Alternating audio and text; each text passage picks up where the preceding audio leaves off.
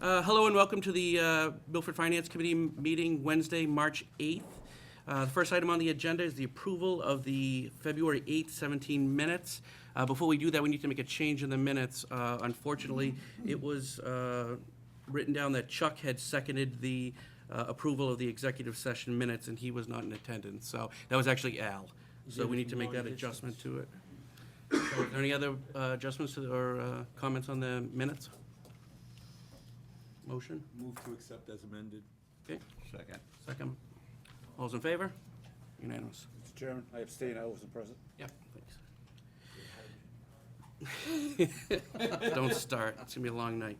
All right, second item on the agenda, I have the MWRTA transportation. I just wanted a quick update on some of the numbers and the ridership.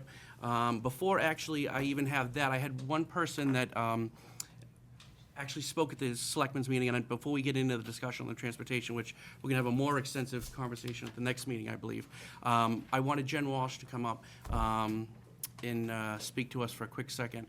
Any of you don't know Jen Walsh, I don't think you live here, because she's involved in everything. She's a true Milford treasure. Okay. Right, Ms. Walsh? Thank you. That's quite an intro. Yeah, I know, I was gonna say, You got a thank you. lot Now I'm speechless. Right, a That lot to live doesn't up happen to too now. often. So what I was talking about at the selectmen's meeting was what a difference that the transportation has made in the students of Milford High's lives. We are able to provide travel training for our students with intellectual disabilities. We have students that before couldn't go get a job, can now get a job because they have a way to get there. We have students that are now, we have many students of our more vulnerable students that are able to take the bus to school and get home, stay for extra help and get home on transportation. We also have agencies that weren't able to provide services to our students. Students with intellectual disabilities when they turn 22 have often gone to day hab programs, and now we are looking to get them employment, jobs. And in the past, agencies wouldn't come and help us with the employment because there wasn't transportation for our students to get to these programs. So now we're being approached by agencies that are actually asking to meet with us to help our students acquire jobs and have better quality of life. So I just wanted to let you guys know what a difference that the transportation has made in the lives of our students at Milford High. And we have many students, not just the students with intellectual disabilities, a lot of students that are able to now go get jobs after school that couldn't in the past because they couldn't get there. So I just wanted to say thank you, and we really appreciate it. It's making a huge difference in the lives of our students. Absolutely. Jen, the reason I wanted to have you in is because these are the type of stories that don't show up on spreadsheets, okay? These are the stories for people whose lives we actually affect. When you look at dollars and cents, you don't know what something like this can do to someone's daily life. And Jen, who sees it every single day, and a lot of us don't see that. And I wanted her to come in just to give us a quick, talk. Mark? Finish Yep. what you're saying. No, I'm done. That's right. I just have a quick question, Jen. About how many students are we talking about? So in my program alone, 30, but I was talking to Carrie Bernard today, who said that she has, and she didn't give me a number, so I could find that out for you, many students that are now taking the bus to and from school and being Who able is to stay. Carrie Bernard? She's the principal at Milford High. Okay, Yeah. right. So I didn't get numbers from her, but I can. What, are they local jobs? Yes. They're all in Milford? Right. Typically. Right. Now they can take the bus to Target or to Kohl's or when they weren't able to do that in the past. The reason my comment, Mr. Chairman, or my question was that if it's all of the employment is in the Milford area, why don't we just put our own bus on and just drive the kids to, drop them off all over the place if it's more cost-effective than the MWRTA? That's the Well, I question. don't think we're the only people that use it, Yeah. but I'm just saying from a No, school I perspective. understand that part. Yeah. We're discussing the total numbers of usage on the bus, and Yeah. so the question that comes up, is it cost-effective to have the bus? And/or is it more cost-effective to supply specific transportation for specific groups of students just to get to jobs? Thank you, Mr. Aldo? A follow-up to Mark's question. the students, when they move towards their employment, is it during the school day? Yeah, so we have a vocational program now for students that are 18 to 22. So we train them on the job. And we also train them, we do travel training during the day in, to get to these jobs. So we had one student that just finished, as they turn 22, they leave us. He just finished this past November with us, and he had a job at Big Y, he had a job at the high school as a, at night, and his mother worked. She was having trouble getting him back and forth. We did he was afraid to take the bus, but we did a travel training program with him. Now he uses it every day. He works 5 days a week, and then he works about 4 or 5 nights. I think it's important that not only do they have a job, but they have responsibility. Right, That's the key. right. The key is that they could always find a job. My reason for asking the question is Sure. a follow-up to Mark's. The school department owns their own buses, Exactly. and during the day, they shouldn't need to rely upon the municipal transportation system. They have buses there. I can see that these young people would need to know how to get home and have the confidence that something's going to be there to get them home. I think that's fine. Right. But I think you can marry both of these issues. You can marry the municipal transportation system along with what the town already owns. Well, here's the thing. So our job is to get them ready for when they turn 22 and become adults and leave the school system, and they're not entitled to any of those services anymore. Transportation's not provided by the Department of Developmental Services or Mass Rehab or anything like that. They're not entitled to anything like that anymore. So our job as an educator is to teach them the skills they need when they leave the school system, and don't have a ride. So, and don't have an internship. We want them to be gainfully employed, whether it's full-time or part-time. We want them to have the independent skills to leave, to have a productive life and be members of the society. And if we don't give them the skills while they're in school, who's gonna teach them when they're gone? No, I agree 100% with you that they need to get over the fear of not being able to move from point A to point B without any problem. Right, and That's the issue. All I'm suggesting is that you can incorporate both programs, because we're already heavily invested in the transportation Oh, we yeah. have. Right, that's what I agree 100%. You can accomplish both tasks, and then they don't need to sit and wait, but you're teaching them how to get from point A to point B. Right, because with some of our students, it's gonna take a long time for them to learn that skill, so that's why we Absolutely. started early. And many of them are gonna enter in a sheltered workplace at some point. Right, and even if they do end up going to that, at least we make sure they have part-time employment also, so that they're not at the sheltered workshop all day long. That's our goal. You're welcome, thank you. Bobby? Jim, thanks. I'm presuming, although you haven't said it directly, that a lot of this transportation is one-way to work, because we're not, I don't think, as a question, picking up these students to bring them home at the end of the workday. Am I correct? Well, as they leave our program, that's what we want. We want to make sure that they, for us right now, we're training them, and then we have a couple students that have left our program that are totally independent, going to work in the morning on the bus and coming home on the bus. So the bus drops them off at home. Right. The bus, only the At bus the- stop, though. Excuse me? It only brings them to a bus stop. And then they walk home. Okay. Mhm. What would be vital to me Sure. is to understand the numbers of students, where they're getting on and off, Mhm. and the time of day. I think it's gonna come up in the conversation a little bit later. We've been given a lot of data and a lot of narrative, but very little statistical data to say, these are the number of people, this is where we're picking them up, this is the time of day that we're dropping off, and this is where we're dropping them off. And I So if you- think- Excuse me. Oh, go If ahead. you could come up with that, that would be very helpful to me. I think that I know I met with Carl the other day. He has a lot of that data. Yes. You want it just from a W- school? No, we'll get it from Carl, Yeah. and I we're thought having an so, issue 'cause- getting numbers now, but we will get the numbers from Carl. Okay. All right, if Kyle has them, that's Yeah, fine. he does. I met with him the other day, and he was telling How me would that. how would he identify the students in the body that you're referencing, as opposed to other riders? I think he would be able to tell who gets on and off at the school. Yeah, we're gonna have He has them by stop a and. much more extensive meeting. They're meeting with the selectmen at their next meeting, I believe. Rick has said that they're hoping to have that on their agenda. And once that, I'd like to follow that up with a full transportation committee meeting to come into us. I want to hear from all of them, and I want more accurate numbers than what I think we have now, and better description of particular stops that are, you know, more heavily used and that type of stuff. So I definitely want to get much deeper in it because I think it's an important topic to not just have topographical information, which we kind of have right now. Just from a timetable standpoint, we're due to make a decision at some point in the next few weeks, months. Yeah. Can we kind of review that for a second, so I'm kind of get an idea where we are? Because this is very, very good information that you bring to the table tonight.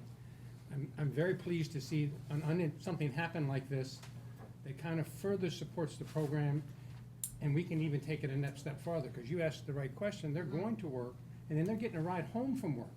So now No, they she didn't become say that. gainfully. Yep, they're getting a ride home from work to the bus stop, right? No, sometimes, it depends on the student, but our students, we're training them to take it to work and take it home from work. That's what Yep.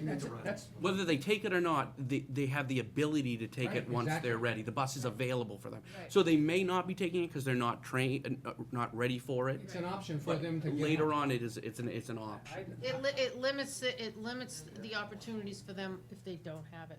My concern at this point is, last meeting, we mentioned a timetable. We had to come up with an answer within a certain length of time. And I'm getting old and I can't keep track of that as well as I used to. Jerry, you're absolutely right, and we're struggling a little bit getting some numbers from them, and I'll take a little bit of responsibility of that. I know that the Do we have to do this transportation before board- town meeting? Yes. Yes, We have to budget it or not budget because it. the 125, not considering whether we are accepted for the Chenal grant, is good, comes right off the cherry sheet. So it's really, you know, it has to be done. So it's crunch time. There's no question, and I'm doing my best. to That's move it? on. You're Okay. absolutely right, Jerry. Yeah, Jeff. Jim, thank It's hi, like, Jen. hey, Two questions. sure. Do we subsidize these students that ride the bus, number one? And then number two, I'm assuming we could do this, to Aldo's point, we could do it not only with the bus that this town has, but like through a dial ride or something like that. We may not have to fund this through the MWRTA. We could do it through a dial Yeah, ride type thing to I- get to these same, do exactly, which is awesome, but do it a different way. Right, but then you think about it's not just my program that uses it, so I don't know, I'd have to find out from Carrie Bernard, Numbers. her numbers, but I know with mine, it's about 30. And then we have the elderly, we have the The people who elderly, don't have that's right. cars. I mean, this is just Understood. one small segment of it. That's why there are certainly alternatives for Jen's segment, but the point is, if we're serving the town as a whole and they can use the same service, there's no reason to go and create a secondary service when you have that MWRTA And- service. and- We need the data, Mr. Chairman. That's what we've been Yep, asking and for, is the I have some demographic. numbers that I want to read to you now, but, And Milford's always done such a wonderful job taking care of their most vulnerable citizens, so, absolutely, and I think that that's an important thing, so. thank you. Before I go over a couple of the numbers, or whether Mike or I do it, whatever, does anybody else have anything for Jen tonight? Thank you, Jen. Thank I'm you. sorry, Albert. Oh, One sorry. fundamental question. Sure. Mm-hmm. Without this bus service, do you believe the children would not be able Assume so, to, they pay like I say everybody else children and pays. young adults, the special needs population would not be able to access the number of jobs they have? Right, exactly. It limits because transportation's not provided in adult services. It's been, and it limits their opportunities. It also will keep programs from coming to help our students because they don't have transportation. Yep. One quick question. The students pay student rate on the bus? Yes, yeah. If they're intellectually disabled or just physically disabled, then they just fill out this application and the rate's even, it's 70 cents a ride, which is really reasonable for our students. I thought there was some ridership that was blind, I think that was. Blind riders are free. Yeah. Anybody else, anybody for Jen? Great. Thank you so much, and it's so nice to hear from that Thank you. perspective on the transportation. All right, I do want to talk about ridership now, but I'm putting a big asterisk on the numbers that I'm going to give you, or Mike, whatever you want to do, if you want to do it. Mike did a great job getting the information from the MWRTA and actually doing his own math on it. It looks like there was a bit of, Yeah, it so, was a differential in between them. And So that's why tonight we have been working, I know Rick's been working with Carl to get some more accurate numbers. We don't have them tonight, okay? We are gonna get them. I thought a week we're gonna have them, and unfortunately, I don't know why. Don't discuss it. But Yeah, so we're not gonna discuss actual numbers today. I can tell you that February did go down because of snow events. But like Chris said, you know, we need to get some clarification on the numbers. What does that mean, snow events? The bus doesn't run during the snow? There was a couple of times that they canceled service early. Because of the snow? Because of snow. And in general, it definitely seemed like there were some very low days, and they coincided with snowstorms, so. yeah, I people mean, didn't just want- people just not people wanting to didn't wanna stand wait outside at of the bus stop in during the the snow. Yeah. So February, you know, we were on a trend every month higher. Don't expect that for February. Yeah, but every month before that was significantly going up. Correct. So we see that trend, and obviously with February, March, you know, clearing up, it should. get no back up. question. And hopefully, and if we see that trend going to March, obviously we have that linear trend going up, which is what we wanted to see instead of staying flat. So the question is, if the ridership is down on those particular days, how do people get to where they were gonna go? I think those are the days that you call your aunt that you don't normally bother and say, listen, can you bring me? I don't feel like staying at the bus What stop. if they're going to work? No. Yeah, there might have been people who took the day off, snow events. Once again, that's a, That'd be interesting to find out, I think. Yeah, thank you, Mr. Chairman. I apologize to the committee if these questions were asked at the prior meeting that I was unable to attend, but the data that we are going to collect, is it going to tell us the number of riders by time of day and by way of bus stop? Or is it just going to be total riders?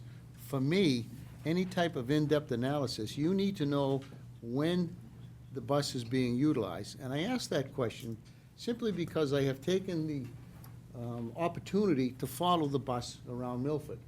And I will state right up front, there is no scientific method to this, but for the vast majority of the time, the bus was empty.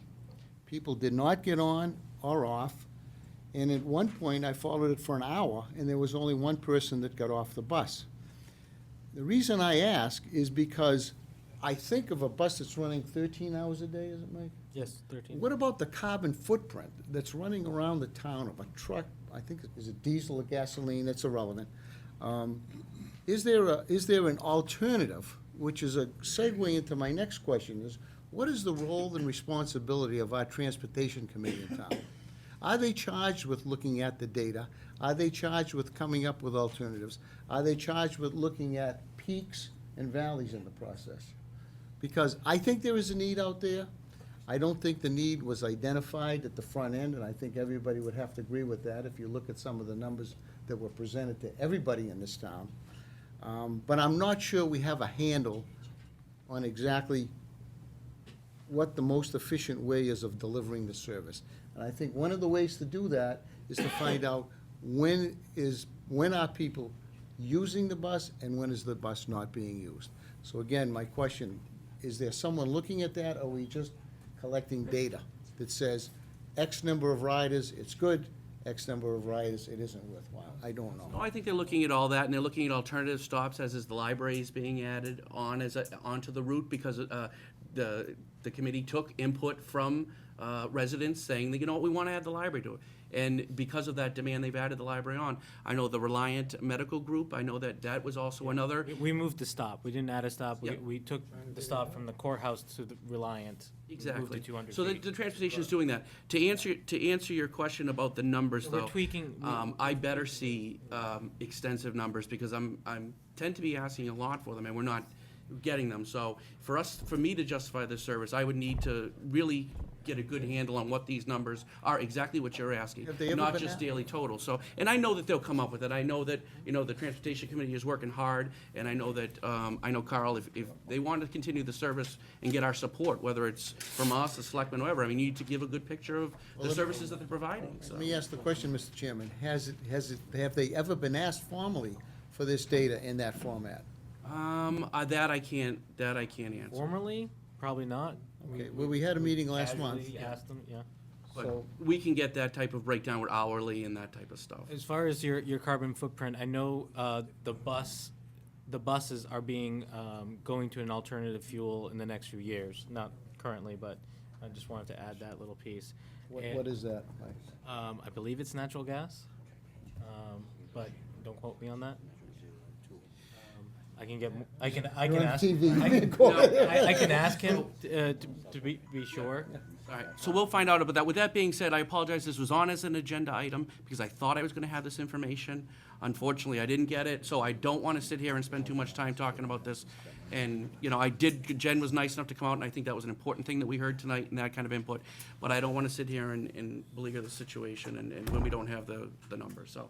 Does anyone else have any issue with just? One thing, Mr. Yep. Chairman. I would just ask that if we do collect that data, get it so that we can respond in an intelligent and meaningful way prior to the town meeting, prior to taking. Prior to our meeting. Right, prior to taking our vote. Yeah, after me not being able to deliver on this, I'm committed to making sure we have this, because, no, We owe this, at least to the town, All right. to If you continue, evaluate what we're doing. we absolutely do. Continue not to follow through on your commitment, you're gonna serve another year as chairman. Was that your secret to success? That was it. You just blow it and you keep coming back and fixing it. On that, we're gonna move to the next agenda item, all right? So next thing, I wanted Sue Clark to come in. It's been a long time since we got an update from the senior center, which she runs a lot of great programs down there, which obviously she's gonna talk about today. And like I said, it's been almost a year since we talked to her, and I wanted her to come in and kind of update us on what's going on down there, and the programs and attendance and all that kind of stuff, so. Well, I got some stuff I wanted to pass out. I wanted to give you all our welcome pack. Oh, I'm so sorry. This is our welcome package. Thank you. And this pretty much, you know, when new folks come So in. just give it out to the seniors.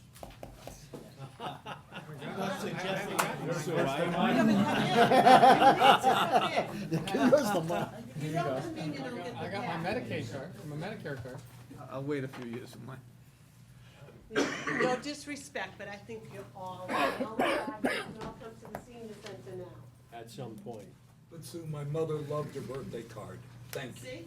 There you go. I don't wanna give you mine. Mine's got all my notes in it. Anybody get my notes? With all your commentary of each member to avoid, you can hand that one out. No, no, no. No, I'm not avoiding anyone tonight. Thank you, so. I won't tell anyone what you said about them. No. No, I won't tell them. You got too much hair, Mike. No worries. You got at least 10 years. You guys can, God bless you. you don't have enough, you can take mine, I'll get one later. That's right. Nobody's got my notes, right? Some of us old people are chartered. Okay, so this is my welcome package. So whenever any new folks come into the senior center, we hand them one of these packages, and as you can see, it's got all kinds of useful information in it. I think this little card is the most important because it has all of our services and all of our programs. It also has all of our fitness classes, and followed in the next thing, these are all the events that we're gonna be doing in the next couple of months. There's useful phone numbers that all the seniors need, our newsletter, the transportation schedule, the bus schedule, and just a few other helpful tidbits that seniors need to know. So, those are all the events that we do, and I'm gonna give you some more paper. I just wanted to give you a little breakdown of how our numbers are starting to look. I didn't wanna give you a lot of numbers, so I thought I'd do some We like numbers. some graphs. Yeah, I see that. Yeah. I thought visuals might be better, but now I'm not so sure. If you guys want to come to any of those events, you just let me know. I'll get you all signed up. Bill So, Buckley gets it. I've got a few charts. So, what I really wanted to let you know was your investment in our fitness room is doing, because that program has taken off. And keeping the seniors very healthy. No trees were saved on this committee. Sure, you know, we have a computer, we can put it If I in. knew you had those computers, I would have just sent you the files. Everybody knows Susan. Okay. So thank you for having me, and I just wanted to let you know, these charts were they were all taken off of our database. We have a new database, it's called My Senior Center. So when a senior comes in, they're given a little red key tag. And when they come into the building, they use their key tag and on a monitor, and they can just push what they're going to be doing during the day. If they're taking a fitness class, if they're playing bingo, if they're there for the bread and pastry, whatever they're doing. And all of those numbers are stored for me, so it's a good database. Unfortunately, not everybody participates with the little red key tag, so the numbers are as good as they are with the data that I have. I wanted to give you my statistics on the way the seniors are growing. Okay, just a little backup about our senior population. Right now, according to the Milford Town Census, 31% of the population are seniors. That's 60 and over In the town. in the town, according to the census. And what percentage of that do you have? I have, You got 31%. well, I have a Male daily themselves. average attendance of about 168 people, That's very good. and my monthly average is about 1,300. That's excellent. Yeah. We deliver over 7,000 units of service a month, yeah. In the next 5 years, however, our population is gonna grow, and we will become 41%. So I think that's the big thing. Our numbers are gonna grow, we're gonna have more seniors.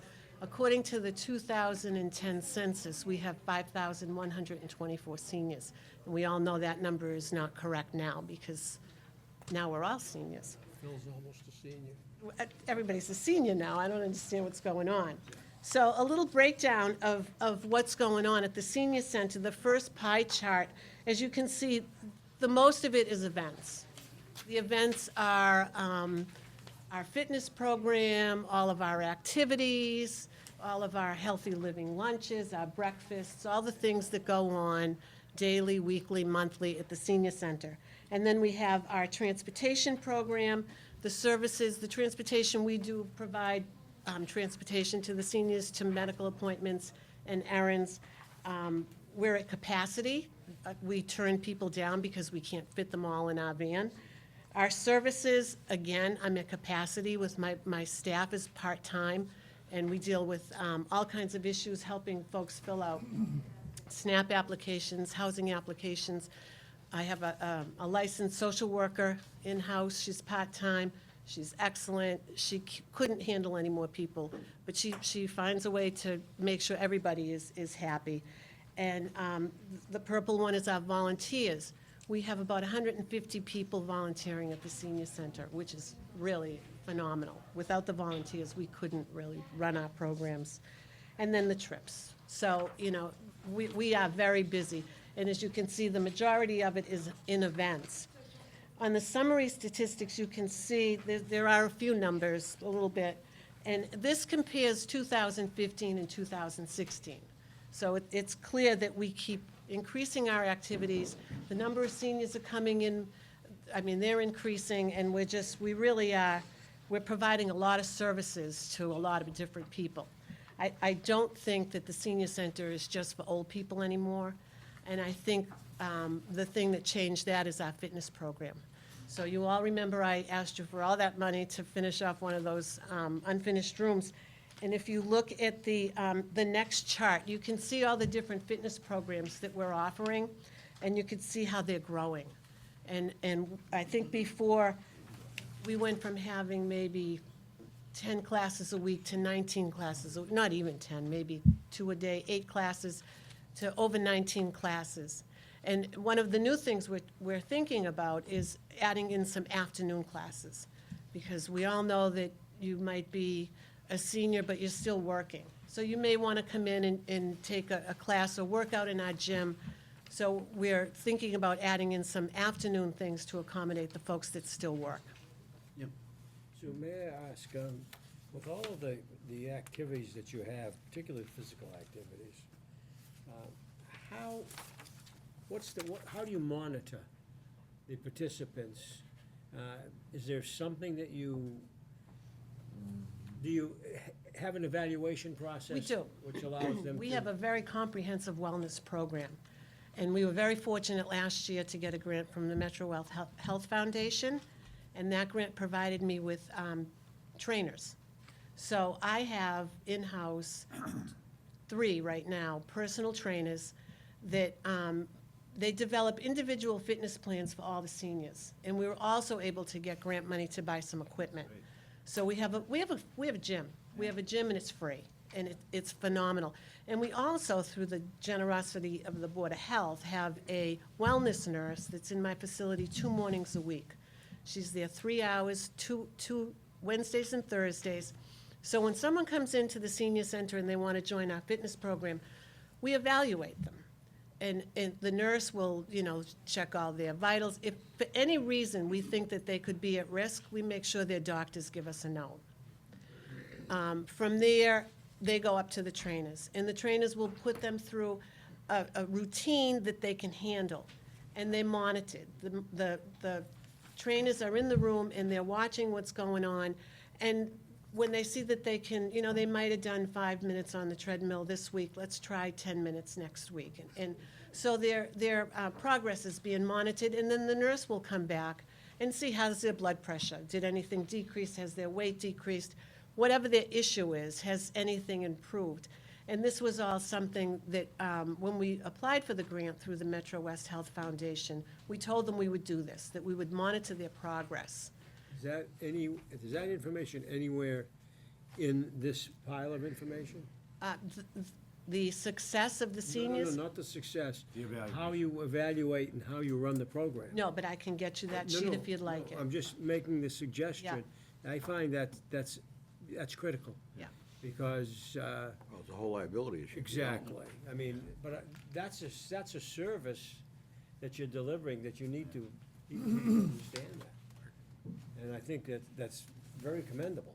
Well, I think that folks come in knowing that that's going to happen, because it's in our newsletter that I you will didn't. develop an individual fitness plan. But I think that's critical, and I think you need to highlight that someplace so that, not necessarily the person who's participating, but the family of that person that's participating has an idea of what's going on down there. Yeah, So that they can take care of mom, dad, or. right. Right, I mean, it's the pretty people aren't at general in risk. here. Yeah, exactly. In here, it says that fitness programs are designed to meet individual needs, and that fitness trainers are And available. when you But, do something as nice as that is, you really need to let people know. yeah. Sue, just a follow-up to All right, we'll do it, Aldo. yeah, all right. In terms of the trainers, they're on a grant, and how long's the grant for, and is there a likelihood you'll get that grant next year? Well, I was evaluated. I think it's very important to Aldo's point. No.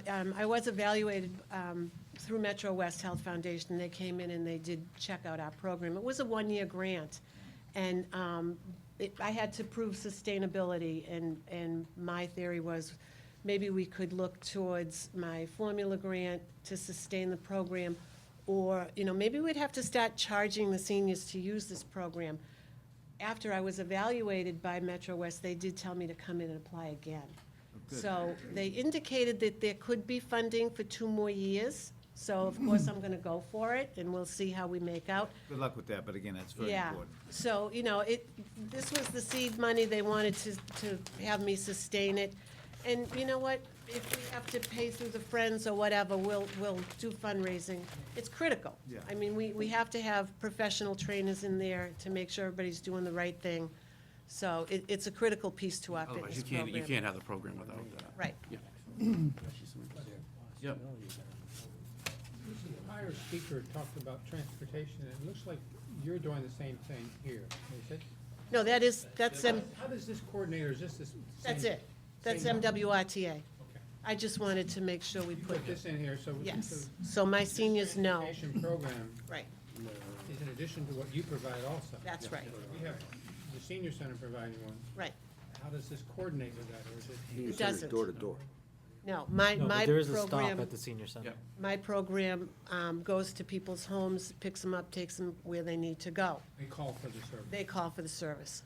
this is a regular, This is- this is a regular stop on the tour Yes, that they can utilize also. exactly. Some of the other people at the Exactly. schools and so, okay. And how many people, do you have any idea how many people use? You know what, I don't have I feel like we're putting you under the gun. No, We're no, we're no. just trying to learn. For what- MWRTA, I can tell you that the biggest stop, when we had the numbers, Mike, was Birmingham Court. So Okay, people were getting, there were a lot of seniors getting on at Birmingham Court and taking it to Hannaford or Stop and Shop or Target. I know that they're coming to the senior center on it. The senior center van is mostly medical, so we have to turn down a lot of errands. So if we have seniors living in these elderly complexes, it's very convenient for them to hop on MWRTA bus, take it to Kohl's, take it to Target. It's easy to get on and get off. That, it's not a difficult bus to follow. They can take it to the senior center, they can play bingo and get back to Birmingham Court. Those types of trips, although they're very important, are not my priority for my transportation program. Medical is our priority, and then after medical, we'll do as many errands as we can. does your program charge a fee? We suggest a $3 donation, Okay, but it's a donation. that's fine. Yeah, I was gonna ask about transportation at the end. I wanted to try to let Sue get her through her thing, and Couple questions, Sue, on these charts, what's the numbers on the left, mean 60,000, what's the scale? Those are units of service that we're providing. Really? Yeah, 50,000 per? calendar year, yeah.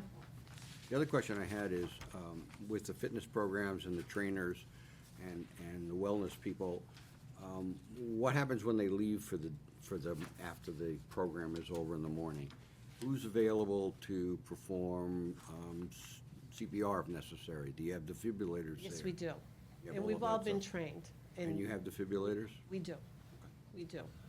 And 911 is going to be my best friend, because that's a 911's scary always a- thing. That's a scary thing. Well, but So, it's no, and more it's- real in a senior center than anywhere Absolutely, else. okay, at absolutely. the end of the We day. encourage everybody to come in when the trainers are there. And now that we're contemplating having an afternoon program, who knows, maybe we'll need an afternoon person in there. We have a few volunteers that are happy to sit in our fitness center and just monitor the room. And, we're run by volunteers, so. I know. The- Yeah. The classes that you run, who pays for the instructors? Well, we charge, we have two ways of payment, and the participants can either buy a fitness pass, which comes in different denominations. There's like 6 classes, 10 classes, 15 classes. If they purchase the pass, it's $2.50. If they want to pay as they come to the classes, it's $3. So there's a little incentive to buy the pass. The Friends of the Senior Center makes up the difference. So our instructors are typically paid one fee. They may have enough students in the room to cover that fee. If they don't, Friends of the Senior Center will pay the difference. Okay, so the senior center pays the instructor. The Friends. The Friends pays the instructor, and it's offset as much as possible. As by much the as possible by participation. Yeah. And I would say you're probably having a good success rate with that, looking at your numbers for your Well, right attendance now, on the- I can tell you that I'm paying out a lot. I do pay out a lot, because I have a lot of classes. Yeah, So, for me to get 15 people in each class, that's a lot of people to get in each class. Yeah. I might get 5, I might get, in a stretch class, I might get 15 in a Zumba class, I might get 12 in a safe exercise class. It's different. We have so many choices that they get to make, the participants can come and pick and choose what they want. that's true. I mean, when you have a big selection, obviously, Right. it's gonna whittle down. Right. All right, I want to try to let Sue get through. I don't know. No, that's fine. Okay. I appreciate the questions. No, I because know. I think there's a lot that we do that people aren't aware of, so I appreciate all the questions. And I think the numbers speak for themselves. So, our fitness classes, you can see, the investment that you made has been phenomenal. It is the biggest draw for the seniors People are coming in, the younger seniors are coming in. I think a lot of people didn't, I mean, they thought of the senior center as a place where you go and you're old. You're old. And they do play cards, but, not all the old, It's okay, so. but, we'll all be there. That's not gonna change. Mr. Chairman. Quick question. 2 years ago, or last year, I forgot, we took a yoga class there at night. And 6 or 8 weeks class, one night a week for a couple of hours a Yep. night. And I don't remember what it was, $30, $40, $50, whatever it was. Right. That, you don't pay that instructor. No, that's from the hospital. That was the hospital. That's the That's the hospital. hospital. So the hospital runs that. The They hospital pay runs the that instructor. program. Right, Okay. yeah. I really don't have anything to do with Yeah, those right. programs, yeah. But Do they're, the hospital rent space there at night? no. Well, they don't rent it, I don't know the financial situation. no. I just knew that those are hospital programs, that's all. This is something the hospital's been, we partner with the hospital on a lot of events, and this is something that the hospital has been doing for, well, before I got there. So they are in our building 4 nights a week, and they have 2 classes there, Because they're always looking for space. yeah, That's the issue. No, I know. So, That's why I asked if you rented. right. We'll get to that later. So, again, the event statistics, you can see that the big, in the front page, the big blue was all the events, and on the last page, it shows you all the different events that we have there. So, I can tell you that our transportation program last year, we provided 4,018 rides to 165 different people. In 2015, we did just under 4,000 to 173 people. Our outreach program, my social service program, last year, we provided 5,202 units of service to 3,137 people. Excuse me, define a unit of service? A unit of service is someone that comes in to fill out a SNAP application for this. I mean, a unit of service could be coming in for a loaf of bread. Whenever you come in and you do something, that's a unit of service. It's not tied to a time, No. 10 minutes, 15 No. minutes? Every time they swipe that card and they push what they're doing, that becomes a unit of service. Thank you. We deliver over 100 meals a day through Meals on Wheels, through our kitchen. Our Shine program is really, I mean, they're a wealth of information up there. Everything good's going on at the senior center. Yeah. All right, before we open it up, I had a couple of questions. And first of all, I just want to compliment, as usual, great presentation, and thank you for the services that you provide down there, because I know that I personally get a lot of great feedback about what you are doing down there and all the programs that you're doing, because it's amazing how many things that you offer down there. And, as our population goes the way it's going, and it's getting older, a place like the senior center becomes even more important. And But Chris, I have to tell you, I have the best staff in the world. Yep. So it's not all me. No, I know. My staff is very dedicated. You can tell we all love our jobs. They work endless hours. They give 110% every single day. They're kind, they're compassionate, they're patient. I mean, without the staff I have, my volunteers, it just wouldn't, I can't take all the credit. I'm No, part of a team. absolutely. It's a and teamwork. Yeah. It certainly is. Now, my next question is, and Jerry had brought it up because it works well in conjunction with you, especially with Jen, about the transportation. What's your buzz going on at the senior center? Are they have any interest whatsoever in taking the bus? I know, I mean, we talked about Birmingham Court, and it is, I remember that you are correct, that is the most frequent stop. Do they talk about, oh, I'm a little nervous about doing it, or maybe what sense do you get about the bus I down don't there? really get a lot of, I'm nervous to be on the bus. Yeah. I get a lot of, how do you read this? Because, the schedule, I mean, Milford never had a bus schedule. I've never ridden a bus. It Yeah. took me a while to figure out how, what does this really mean?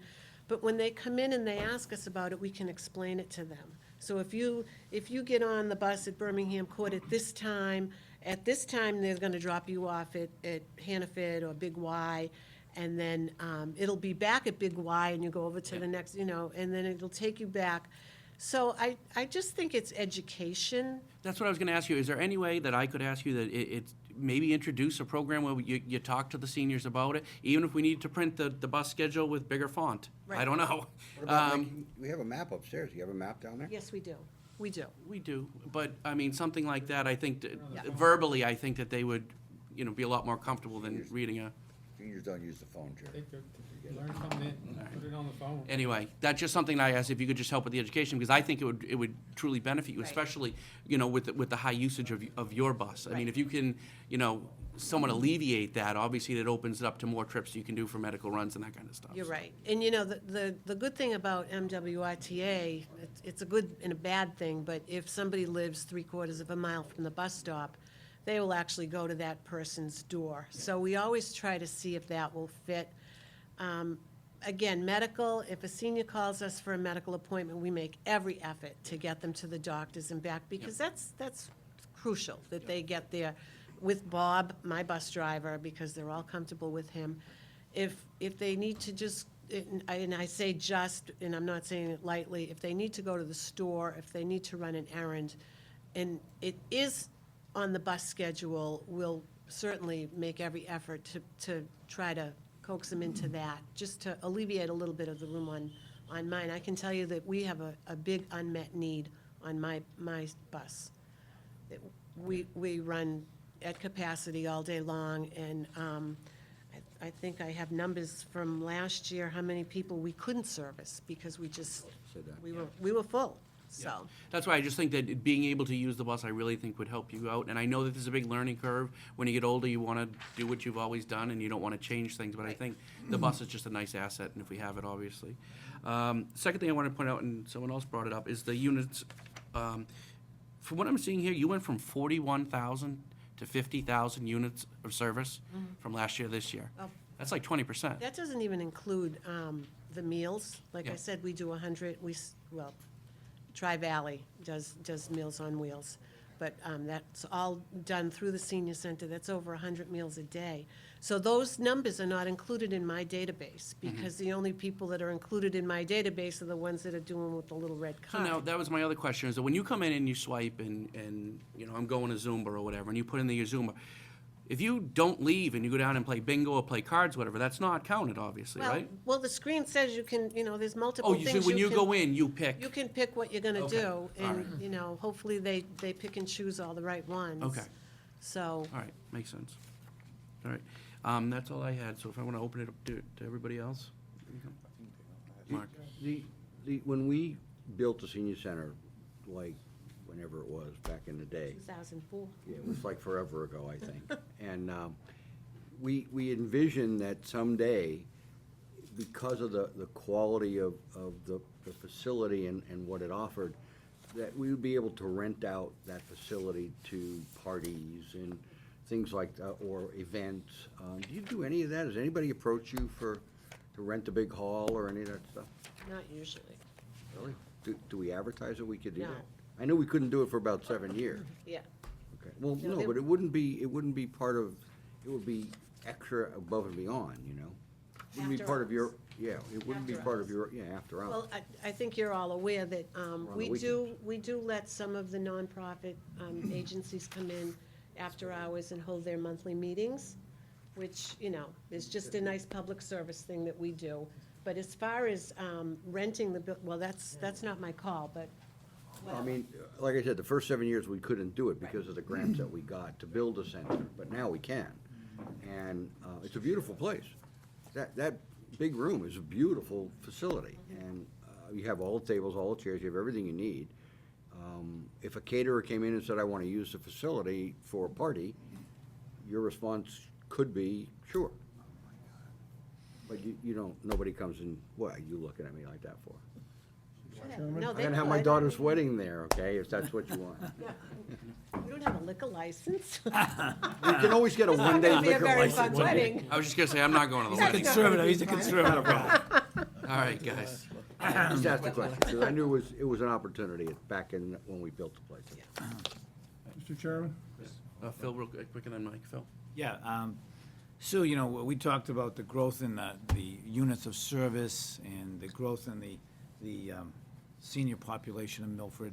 Can you give us a sense as to where you are with capacity? Do you think you're 50% utilized, 75% utilized? I just wanted to get some sense from you as to where you saw the activity at. I don't even, we're at capacity. I mean, we, as far as the building goes, we have one room that's unfinished, that I could finish tomorrow and turn it into part of my fitness facility, and it would be another great addition. As far as the programs that we run, I could not run any more. I mean, we are so busy with what we have. We're juggling rooms. I mean, we're just busy. I don't know if I could put a percentage. No, I just want to get an intuitive on- sense from you, that's all. Yeah, it's buzzing down there. I mean, So that's good. ride by, the parking lot's always full. I mean, there's, Not only on bingo day. really, every single day, that parking lot is full. Someday we'll have to get there, so. Come on down. I get there and they Usually take the bus. Take the bus. You throw me out, I don't understand. So, thank you. So I'd like to jump back on the transportation education point that you were talking about, and also call on your knowledge as part of the transportation committee. And education is very important during this initial stage of this whole transportation program. Wasn't certain amounts of funding from the state that was budgeted intended for education I'm And- not sure, Mike. I don't and know. was not allocated, of course, from the state?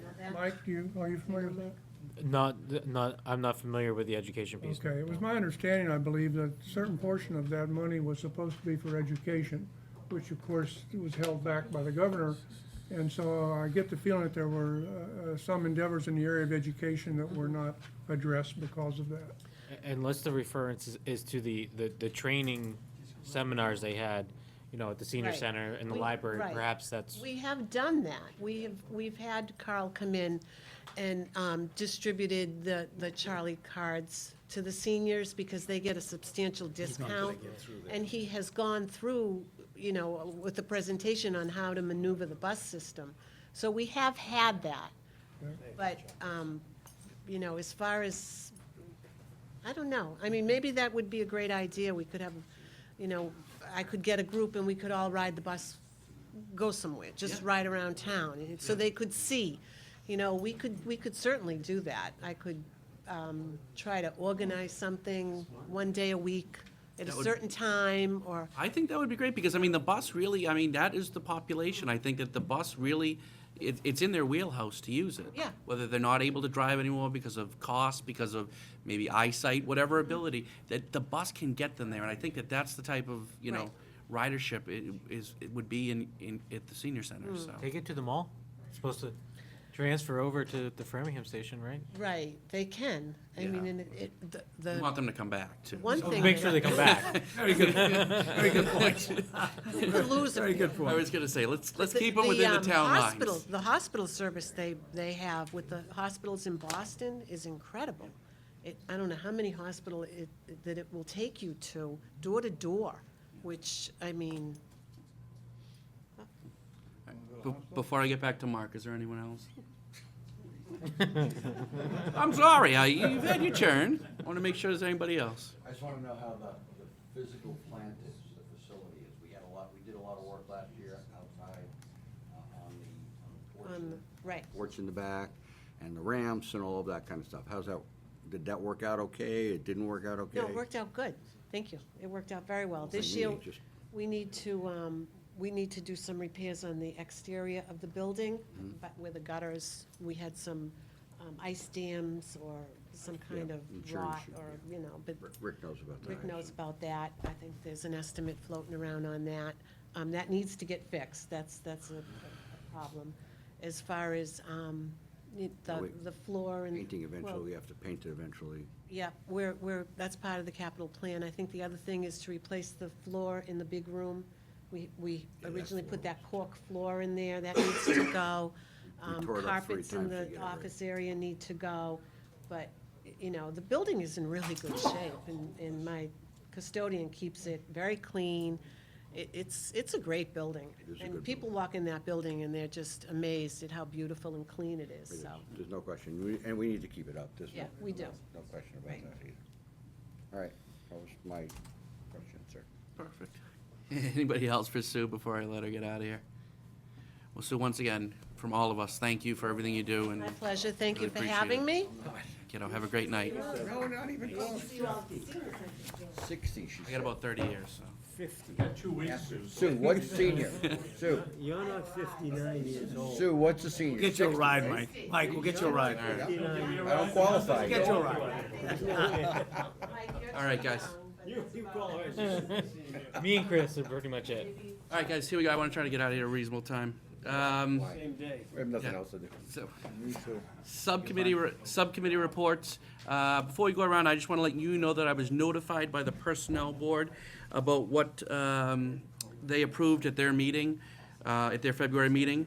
They had recommended a 1% increase for employees that were maxed out on both hourly and salary. And they approved, or they agreed upon a 1% increase to all non-rated positions. So that's what we got from the Personnel Board, 1%, 1% on both of those. Get a memo to that effect? We just, I got an email, I did not receive a formal memo, I was waiting for that to follow the email, so I will follow up with them. I don't think people in the positions know that. That's my point, I just wanted to let you know, I have not gotten the memo, but I got an email from Dennis Carroll letting me know that that's happened at the February meeting. I don't know if they haven't typed it out yet and sent it out, but I wanted to let you know that I was notified from Because that. as we start down this road of the budget process, we need to know that. Oh, of course, I yeah, of mean, course. really. I was Because just, that's contrary to what I've been told in town hall. It was, yep. Well, So it's 1%? 1% on all maxed out and employees, both hourly and salary, and 1% increase to all non-rated positions. Is that set final, or is that subject to selectmen review? Well, that's just what their board came up with, so 1% obviously, increase to all what? The second one? non-rated, Non-rated. non-rated positions.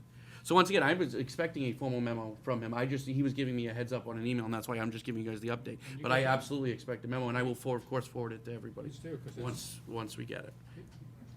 That's reasonable, Mr. Chairman. Yeah, I thought so too. Social Security went up 0.8%. I thought so too. Yeah. 0.3%. Because I don't know if anybody realizes how bad, how we were severely impacted by that study that was done by the Personnel Board. We know.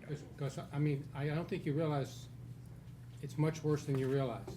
We I went- mean, because I'm looking at some numbers that are just gonna like, We ran the numbers. I mean, you didn't look at the individuals like I am. We got people getting 8 and 9% increases, and we some did. of them are getting as high as 10% on the new wage scales. We saw This- it. And that's gonna make it We complained about it from day very one. difficult, it's gonna make it very difficult to bring this budget in at 2.5%. Well, cut expenses. If you don't have any baseline. Well, we'll deal with that, but point very well taken. Like I said, I was just giving an update that that's the email that I I received. thought it was gonna be difficult, but I never knew it was gonna be like, We all knew the not even repercussions. within the realm of reality is what I'm seeing in Yeah, some of these cases. we all knew the repercussions of that study, and I wanna put that for on the whatever record so you reason, know that. I don't know, I'm not gonna put my 2 cents in, but, all right, subcommittee reports. Albert? Well, no, before we go off, Oh. now that you're on personnel, I do have a question. Came up as we were talking about IT. And again, I think it's Mark or Joyce, just a heads up. My understanding is that we have very differential pay rates for the break-fix people, for computers, school versus municipal. One of them apparently is substantially higher than the other, and it just doesn't make any sense to me that. That should be through the Personnel Board. That's a rated position, isn't it? Well, that's- On the town side, but the school side, it was a union situation, and that's why it was priced out. Yeah, it's just confusing to me, so I don't know if it's general government or who takes it up. General government. Oh, Jerry, you're general government? Great. We eliminated Then maybe that. you can Well, I'm look into. already hot on it. I know where you're going. I've already had a conversation with Zach about IT. Well, the question is, if we have two positions with the same requirements, doing the exact same job, and they're greater than 20% difference, not counting experience, that I can I heard understand. about it this week. Okay, so maybe I don't next know- meeting. I'm not on the school piece of it. I'm only on the general It's just, government. it doesn't seem fair to me the way it sounds, Why don't so we there bring must it be all under more. one umbrella? That's what's And my, that- and- that's my discussion. I'm sorry. That's where I'm Okay. going with it. I missed Yeah, it. let's not something even, humorous about that? don't No. even start, Don't please, go there, don't bud. even start. But I'm my not- point is, Why if can't you we- would just why can't look we at start it. someplace with this issue? No, I meant about Right. the whole IT thing. I Right. was talking Well, about I something think we have to different, start. Jerry. I think Mr. DeVita's right on the money. No, I apologize, Jerry. I was talking about when he was referencing Yes. a whole town-wide IT, the big debate we had. I didn't would wanna just talk- ask that I the wasn't shutting sub-chair you look into it and report Yeah. back at Well- the next meeting, Alright. so we know what the real data is, because it doesn't sound right. Exactly, it's not right, because it's, the whole IT issue is spread from top to bottom in the general government budget. It's everywhere, and now we have you look at all this. Jerry, I believe it's all in one It's all in fifty-five. one place, one We fifty-five. consolidated it, Well, but well, let's not, let's- I don't wanna You may have drag thought it. you did, but you didn't do it on the budget. I will talk about this Well, after the meeting I'd with like to you. know what the specifics are. I will talk with you guys after the meeting about that. Okay. I don't wanna do that right here. Okay? Let's talk afterwards. Next Yeah. subcommittee, schools. Blackstone Valley. I have nothing to report on the school. We have a meeting next Monday night. So I'll, Blackstone Valley's a school. it's a part of the school, yes, part of the school budget. Chairman and I met with Dr. Fitzpatrick last week, and we have good news and bad news. So the bad news is that we're down 12 students, which leads to the good news that we're down 125,000 in cost. Unfortunately, Dr. Fitzpatrick wasn't happy telling us that we were down 12 students from the year before. He likens it to the lack of qualified candidate applications. And he sent me some data today over the last 5 years on applications received from Milford. In 13 and 14, there were 120 applications and 30 people accepted. In 2017-18, there were 90 applications. I don't know what the acceptance rate is yet. And in 2016-17, there were 97. So the numbers are going down. And I think, in my opinion, that there's a miscommunication with the district. We had an issue with the district, and we still have an issue with the district of choice. The amount of students choicing out of the district to other schools at the rate of 3 times or 2.5 times to 1 choicing into the district. And the subcommittee and this committee is insisting that they make improvements in those numbers over time by having more kids in 8th grade come to the high school, as opposed to going out of district, for starters. They've set up a marketing program, they've done talks, they've brought the 8th grade up to the high school, they've done all the right things. But it appears that they're trying to talk those students out of BVT. And BVT is not counted in the choice numbers. So the bottom line is, we're getting hurt in both ways. The cost of educating a student at BVT is $9,400. The cost of educating a student in Milford's over $10,000. So we're win-win if we send students to BVT that need to go to Blackstone Valley, that need the blue-collar shops that they have, as well as the high-tech and technology stuff that they profess over there and are very successful at. So when the subcommittee gets together with the school next week, we're gonna bring this up and have that discussion.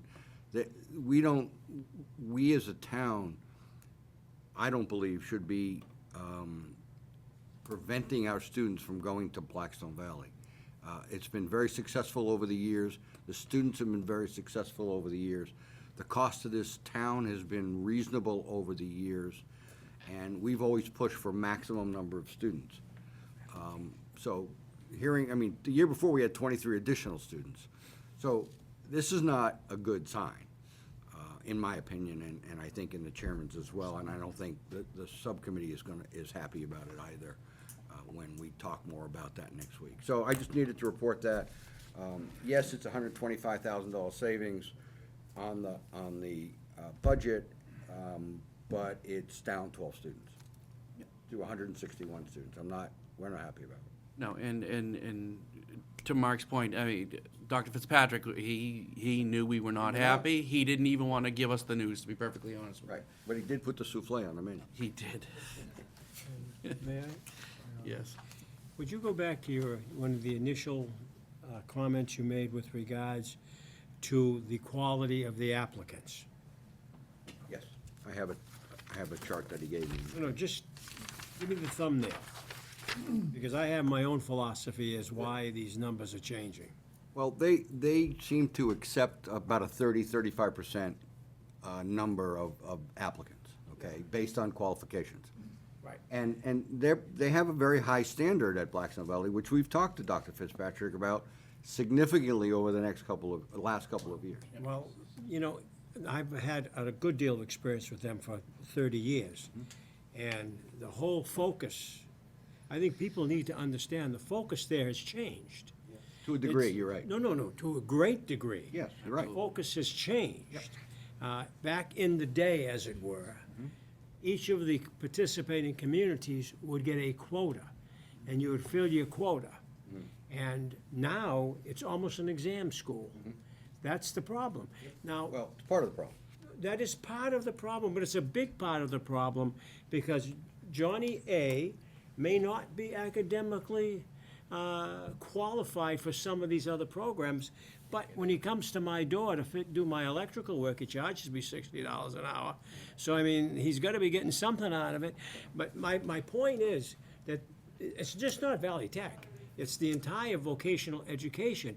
Now, if you look at the number of youngsters that they send off to four-year colleges, I'll bet you they're close to 75%. I think it's higher. It's higher than that. Higher.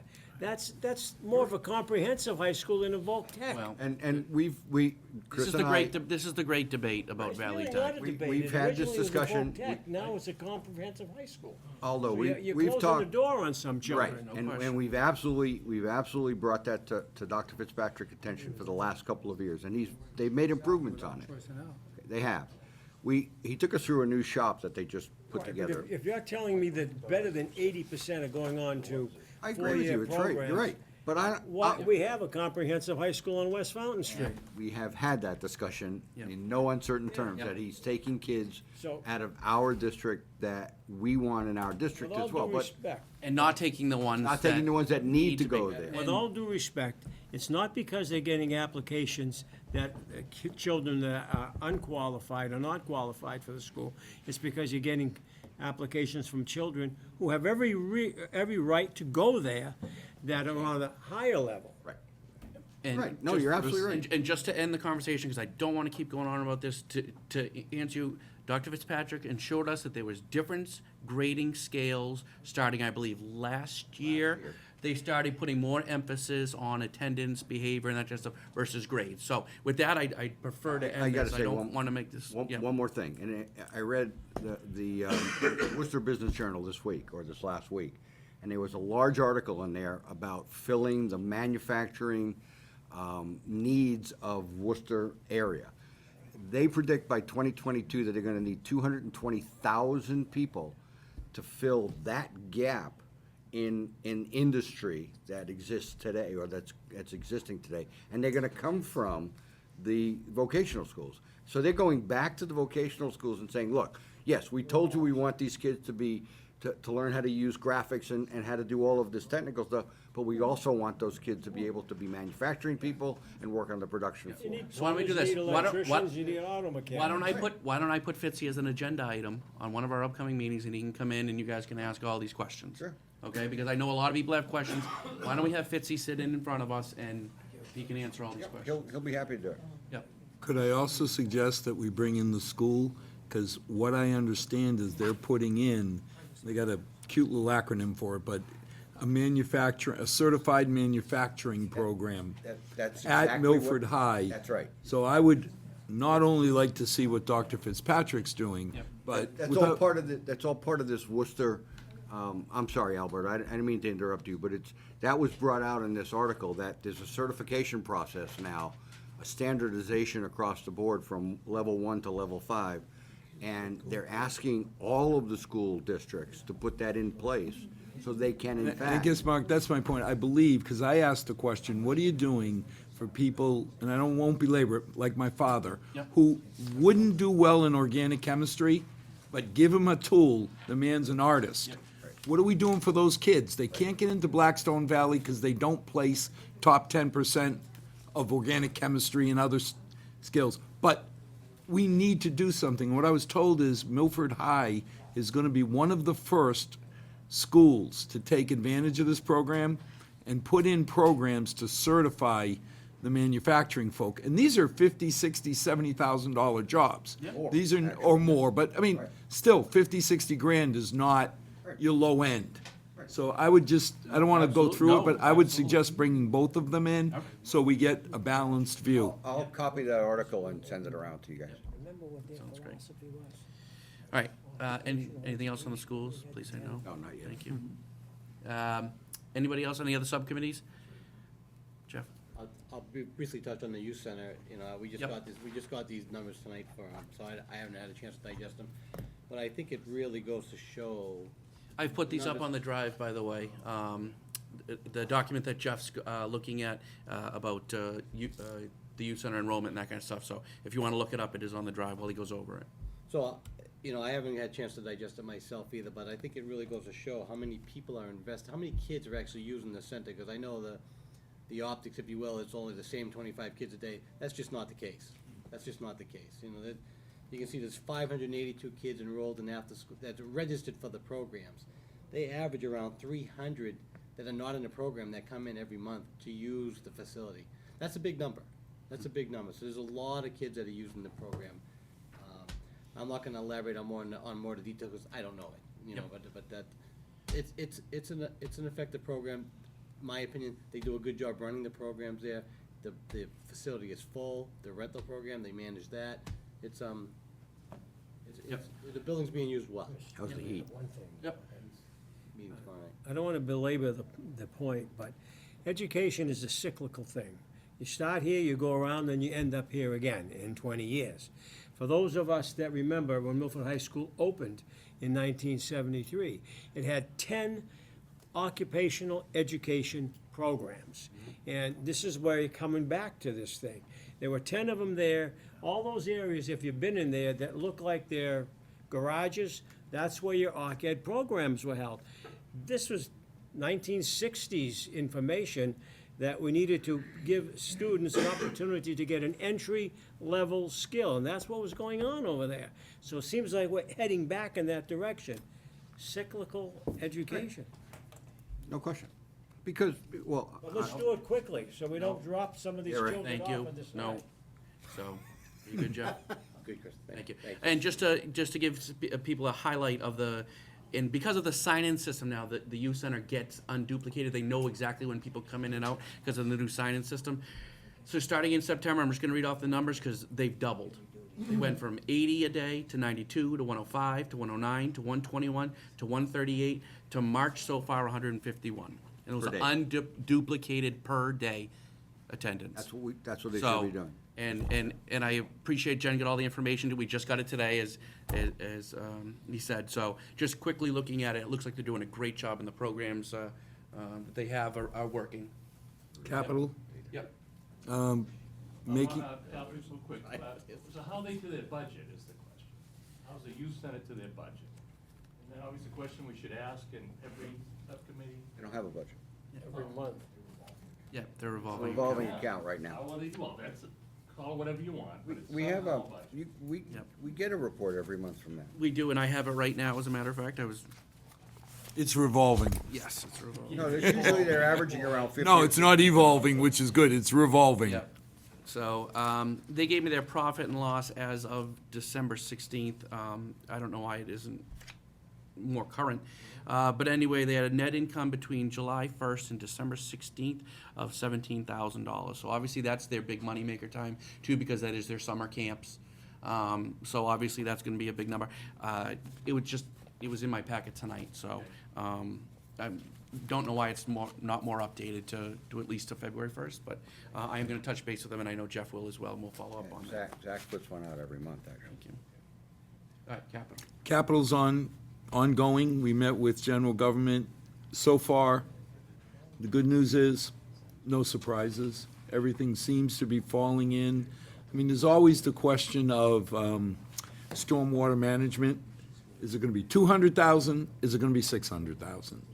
So we hope in the next month or two, we'll get a better handle, but everything else, so far, all of the departments we've gone through seem to be going on plan. We should, for the fall, be able to bring in the 1.5 number, with the exception of if stormwater management goes off the deep end, I can't predict that.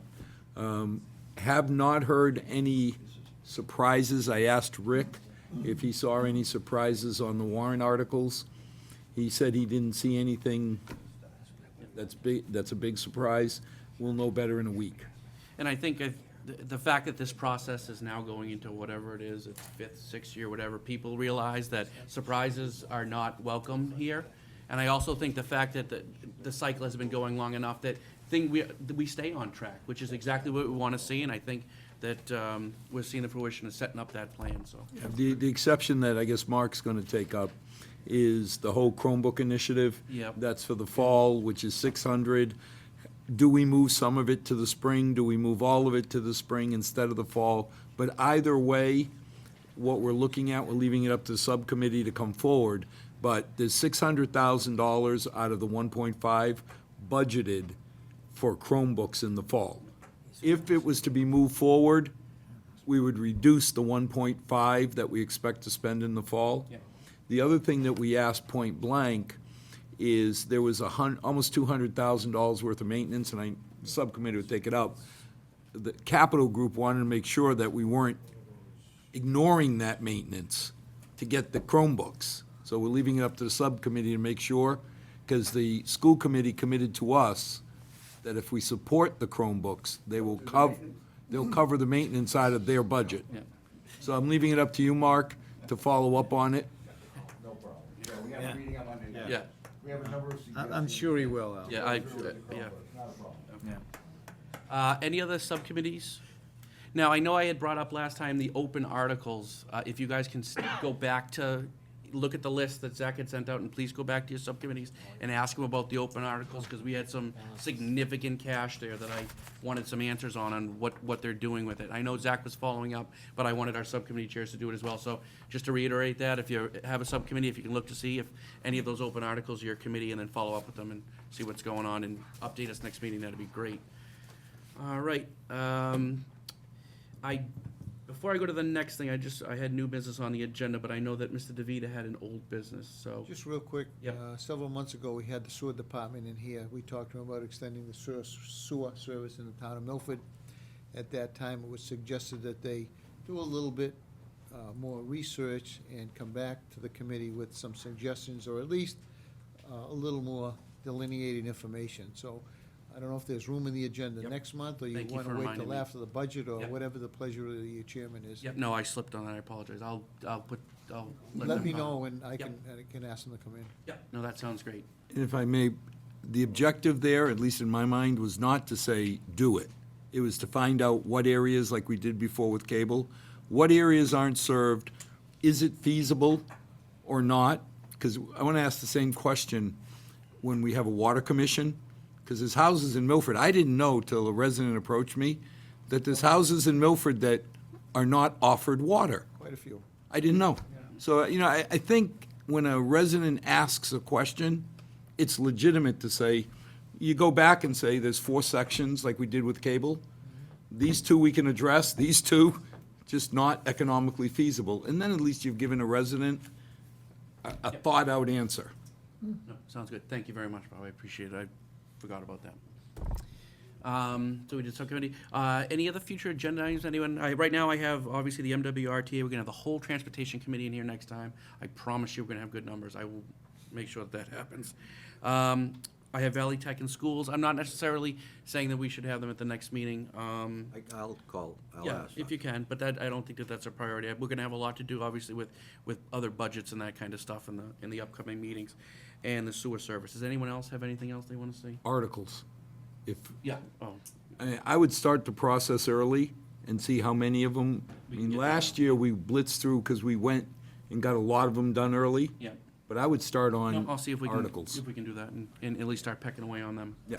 So we don't have to have a lot of marathon meetings. I don't know. Yep. Any other future agenda items? Yeah, no? New business. All right, with that being said, we do have an executive session tonight. New business, Mr. Chairman. Oh, new business, yep. You asked me to, if I would consider putting the subcommittee, school subcommittee on Oh. television. Yep. And you wanted that to go forward to all the other subcommittees when possible to be broadcast because of our, transparency policy. So, starting Monday night, we will be on television. It'll be on the education station because the selectmen have a meeting at 7 here, so they don't want it to overlap on that station. So it'll be on the other one. The problem with putting other subcommittees on television is you gotta be here, or you gotta be up at the high school. The police, I don't think, has cable, or No, and any of those places don't. there's no question. I just, in this particular case, and obviously when we're talking about budgets and that kind of stuff, with the transparency, I always get feedback from people around budget time that when we vote on a $110 million budget in 3 minutes, and people say to me, well, how did that happen? I just thought it was a good opportunity, especially in the budget process. I'm not worried as much about subcommittee meetings when we're talking about fences and that type of stuff, but more in the budget process, especially in that particular case when we're talking about such a large number. I just wanted the public to be informed of it and get all the information, so. But I think the point's well taken, Mr. Chairman. I think that every department should have that opportunity to voice, to be public. Because we all go through budgets of all the other departments as well. They may not be 45 million, but. No question. They're significant. Yep. So maybe we need to go back to Milford TV and say, look, we need access in some of these other places. Yep. Like the library and the police department. So when we do have meetings there, they can be broadcast. Yeah, and I was late to the game on that, so if we can't get done for this, Oh, we're gonna do it Monday night. I know you, and I appreciate your resolve on that, and making sure it Back get to done. the School committee. Well, Mr. Chairman, you also can have a meeting at the studio. They're expanding the cable studio. Oh, that's, So nobody if- knows that. I'm just saying, I don't know when it's happening, but in the next month or two, my understanding is they are looking to expand, so even if this room is booked or the school committee room is booked, you could pull a meeting down there, and they certainly have the ability Okay. to tape it. I don't see a problem, they've been so cooperative. No, that's good, No, that's good information. Yeah, that is good. Because the only place in here you could do it is this room. Yeah. Right. But down there, they have at least one place you can do it now, and very shortly, my understanding is they're expanding next door. Are there time constraints when you can and can't use? Well, obviously, we should get Yeah, well, information from well, them. Well, talk to Daniel and, We'll, Talk to Mr. Milford, we'll, Milford TV. we'll get the information, because we have an executive. Is there any other new business? Yep, yep. Mike, is that gentleman want to speak? Is it? I wasn't sure. Oh, okay, great. Working on a scout badge. Oh, okay, no problem. I apologize. I just didn't want you to not be actually, Mr. Chakey's the one that noticed you, and I was like, What you kind know, of scout badge? well, wait a We were second. gonna give you the finance committee abacus if you needed it, but Mr. Chairman, you should bring him up. Let him be recognized that he took time out of his life to come to a town meeting. that sounds fine with me. Sir, would you bring your son up and introduce him? I think it's a great Come thing. on. It's called communication. Well, that's his father's job, is to embarrass him, so. My name is Neil. have Oh, a no, seat, no. have a seat, have a seat. No problem. You're on television, don't worry, I'll pick it up. They got you. There you go. Some people are watching you right Whether you want to or not. 6 that we count. Yep, all right. The back of my head, the bald spot. Yeah, no problem. But anyway, my name is Neil Copeland, this is my son David, and we're here to observe the meeting. He's going for the badge, let him Hi, talk. Neil, how are you? So Yeah. My neighbor. basically, I just had to sit in and observe a meeting, a town meeting, as the last part of my merit badge. It's an Eagle required merit badge, which it's one of 21 that I have to get that are required in order to get the Eagle merit badge. Excellent. You Well, have to write a report. Well, I took notes and I got this agenda right here, which is all I need. Perfect. Well, when you speak of us fondly. Question is, did you learn anything? Well, I mean, I haven't really been to one of these before, so it was educational. I thought. It was. As you can see, there's always room in the audience if you want to keep coming. So. And there'll probably be some empty seats here eventually too, so Yeah. jump right in. Sooner rather than I know, you actually, later. you actually got full, you actually got almost full attendance As we tonight, so. mature. As we age. Because we had members sitting in the crowd, so. Well, thanks so much for coming in. I hope you learned something, and good luck with the process. With the Eagle Scout. Thank Yeah, you. look, yes, When you're great thing. 18, Good seeing you you. need to jump in and do some of this. That's right. You need to jump in and do some of it. Right, get involved in the town. Communication, if you don't do it, you can't complain if it didn't happen. That's right. You vote You for are it. on the Eagles Scout track, is that? Yeah. Yeah, great, that's great. Awesome. Awesome. That's good. Good for you. Good luck with everything. Thank you. Any other meetings, any other meetings, so besides this? The arrow, Chocho.